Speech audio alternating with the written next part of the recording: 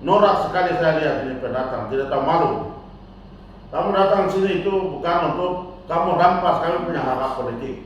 Cukup kamu rampas kami punya hak ekonomi segala macam. Ini sengaja atau buka peluang untuk orang-orang dari mana-mana datang ke Papua untuk dapat kesempatan jadi pegawai negeri, untuk kesempatan jadi legislatif, untuk kursi bupati. Semua hak politik ini dirampas. Hak ekonomi sudah dikuasai, hak politik juga kuasai. Nah ini betul-betul ini tidak benar dan tidak adil. Tidak adil. Lalu apa yang proses yang terjadi? Sebenarnya Undang-Undang Nomor 2 ini kan sudah kasih kewenangan MRP itu di pasal 28 ayat 3 dan 4 karena ayat 1 dan 2 itu dihapus. 3 dan 4 dan di situ mengatur parpol itu dia harus laporkan dia punya calon-calon legislatif itu harus dia lapor kepada prioritaskan orang Papua. Prioritaskan orang Papua.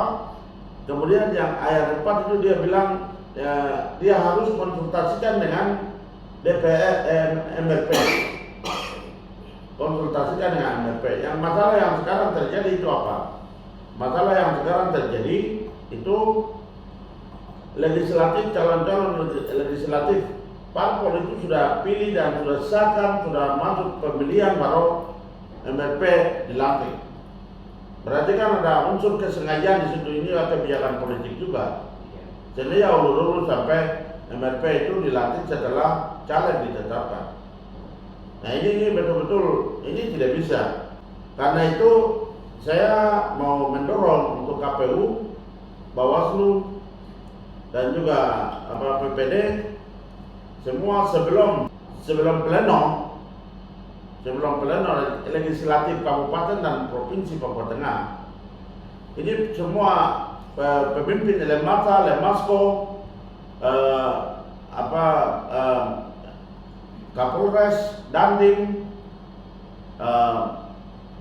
Bawaslu, KPU, kita semua harus duduk bicara. Ini nasib hak politik orang lokal di sini. Harus duduk bicara. Dan kita harus prioritaskan orang-orang asli yang maju. Karena sekarang semua jadi transaksional yang politik lokal ini. Dibeli semua. Karena itu saya minta supaya ini semua duduk dan KPU dan PPD jangan takut. Semua pihak ada bicara di koran.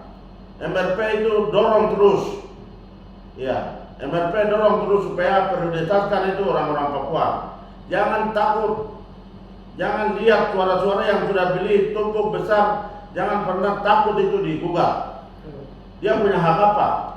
Pendatang dia punya hak untuk gugat-gugat segala macam. Bukan demokrasi model yang tempat yang lain tidak. Ini status otonomi khusus. Kekhususan itu di sini. Karena itu KPPD dan KPU itu jangan takut untuk menetapkan orang-orang lokal. Pokoknya ada 80-20 ditetapkan, baik provinsi maupun kabupaten. Jadi yang betul-betul saya mendorong untuk penetapan ini. Pleno masuk itu sudah harus mayoritas orang lokal. Tidak ada suara gelembungan suara, beli-beli sana sini segala macam. Norak sekali saya lihat ini pendatang, tidak tahu malu. Kamu datang sini itu bukan untuk kamu rampas kami punya hak politik. Cukup kamu rampas kami punya hak ekonomi segala macam. Jadi hak politik ini biarkan itu anak-anak lokal sendiri isi. Ya, jadi ini betul-betul saya tegas ya. Dan ini memang kalau perlu kita demo, kita duduki di tempat pleno. Jadi saya sebagai lembaga saya sekali lagi saya tegas.